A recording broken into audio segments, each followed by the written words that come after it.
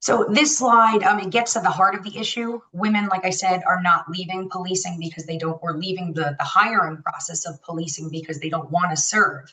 They're leaving because the recruitment process itself, it sends early warning signs that the agency may not be prepared to support them. So first, time works against women in the recruitment phase in very concrete ways. Lengthy hiring processes often stretch 6 months to a year. I know when I was sworn in, from my initial applying, I didn't hear back after my civil servants exam for like 6 months. And then from there, it took another 8 months to get sworn in. So it could take forever. And I was deciding whether I was going to stay in the job I was in or have my fingers crossed to hope to get sworn in with the NYPD. But for some people, that's seriously a concern, and it creates cascading challenges. So coordinating caregiving responsibilities, managing income gaps, maintaining physical readiness without knowing when physical agilities testing will actually occur. Every delay does increase pressure.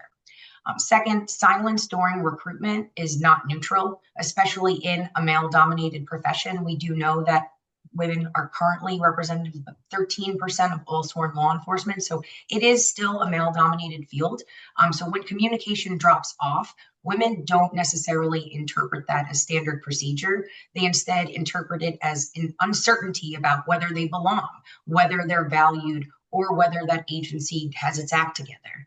So again, as a retired cop, I can tell you that policing demands confidence in the systems you want to be a part of. So when the hiring process feels siloed, disorganized, dismissive, applicants reasonably question what the organization will be like once they actually get through the door. Third, what replaces rejection in this system is voluntary withdrawal. Women are not waiting to be told no. Instead, they're quietly exiting when the process communicates intentionally or unintentionally that continuing requires absorbing too much uncertainty with too little support. And lastly, it's not about lowering standards or changing standards.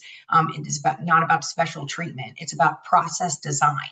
So clear timelines, frequent communication, transparent expectations, and predictable next steps. They're not concessions. They're actually professional signals that an organization or an agency is serious, competent, and prepared.